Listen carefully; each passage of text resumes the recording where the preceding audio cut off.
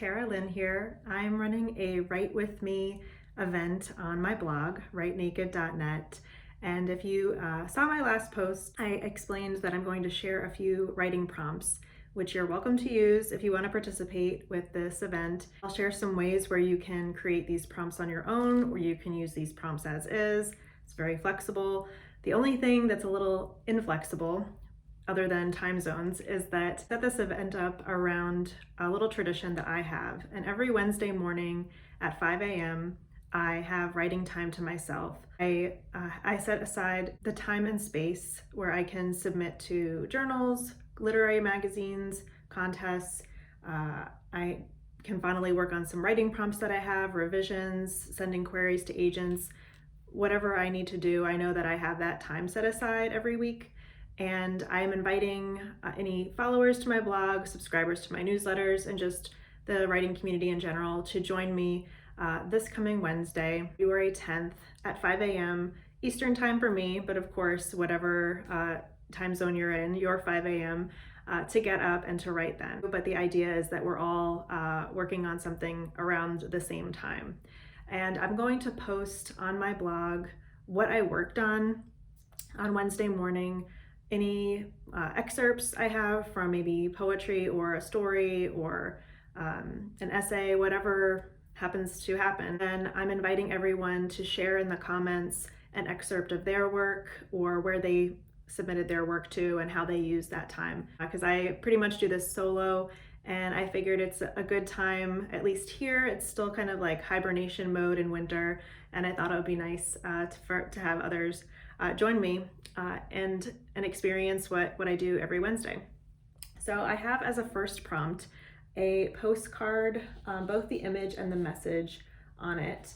And I love collecting old postcards. I'm always looking for them at antique shops and vintage stores, yard sales. And I found a store which is a little bit south of me here in North Carolina in Sanford, and I'm in Pittsboro. And it's the Sanford Antique Mall, and I discovered this whole, it's not a physical room, but it could be a room of postcards, and I was so overwhelmed. They're organized by place and year and topic. I didn't even start going through them because I knew I would be bringing so many home, and I need to have a better system. Right now I just have a pile and this little box, and I have another box downstairs that I just organize them in. And right now I'm organized them by year. If you have a better method, let me know. And the ones that I picked out, they're both a little different from like different eras. This one has almost like a little poem on the card itself on the front. And it says, "Compel me not to toe the mark, be ever prim and true, but rather let me do those things that I ought not to do." Here's the postcard. You need a visual of it. And what I love about old postcards is that you could just address it to a person in a town and it got to them. You didn't have to even know what road they were on. And you can see this was sent in 1909, and it looks like it was from like maybe Scottsdale, Pennsylvania, from Sarah B. And this goes to Mr. Walter Mansbeck in Loititz maybe, if that helps in your writing.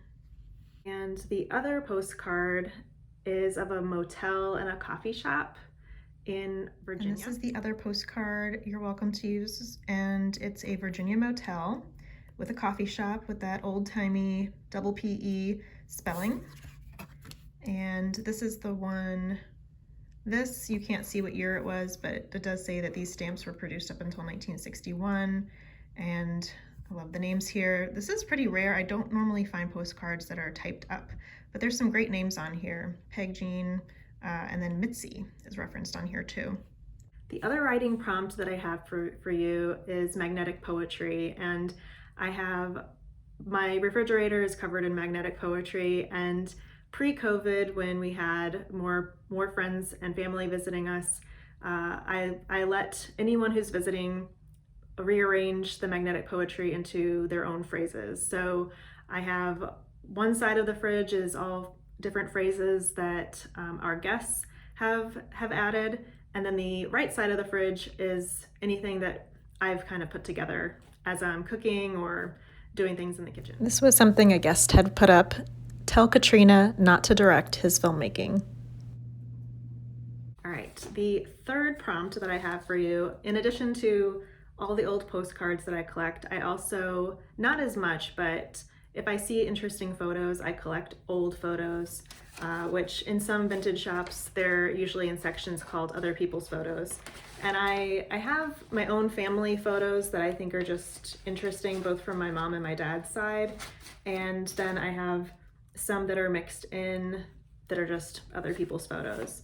So this is the one I'm sharing with you today. Here's a closer look at the old photo.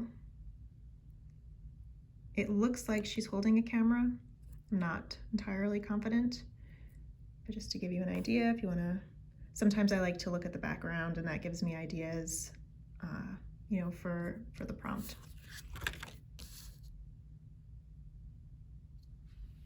Every month I write down what my intentions are for the month, and it could be just something like almost like a mini bucket list for the month. And sometimes it's like take a picnic somewhere or send a postcard to a friend, just something that I've been meaning to do, that I'd like to do, but I just haven't made the time for it. So I kind of break them down so that I can just focus month by month. And then at the end of the year, I've got a bunch of things that I was able to get done. So one of the things that I wrote down for myself this month was to write a golden shovel. And it's a form of poetry that I had not heard of before. I don't know if it's popular and it just completely went under my radar, but it's when you take a quote and then each word of the quote becomes the last word of each line of the poem. So then if you were to read the last word of each line, it's the quote. So I just picked up a book off the shelf, random. This is a book I haven't read yet, so I thought it might be good, so I don't have any like preconceptions about it. But it's called Homeland, and it's a collection of stories by Barbara Kingsolver. And I love Barbara Kingsolver's book, Animal, Vegetable, Miracle. And that's more of a memoir style about her going through a year only eating food that she has grown or that has been produced within 100 miles of her home. What I like about her is she goes into all different genres, you know, from fiction, poetry, and nonfiction as well, and journalism. So I haven't read any of her fiction yet. I've mainly just read her nonfiction. And this one, I found at a used bookstore a while ago.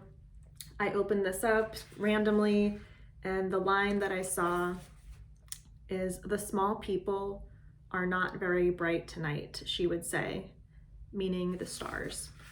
This is Barbara Kingsolver's collection of stories, and when I randomly opened this up, this is the line that I just referenced. I think there's a lot that can be done with that. The last prompt that I have for you, if you are still looking for something, if none of these prompts are speaking to you, you can pull a book off of your own shelf, or if this works for you, the idea is to open up a random book and use the last line of the book as your writing prompt. I randomly took a collection of stories by Margaret Atwood, which is great, Stone Mattress, so I have read this one, and the last line of this collection is, "Look, look, they're singing." See if that works for you. Tell me what writing prompts you like to use or what you're gonna use for this writing event here in the comments. And again, if you want to participate, you can check out writenaked.net. And this is going to be for writing prompts at 5 a.m. on Wednesday, February 10th, 2021. Thanks.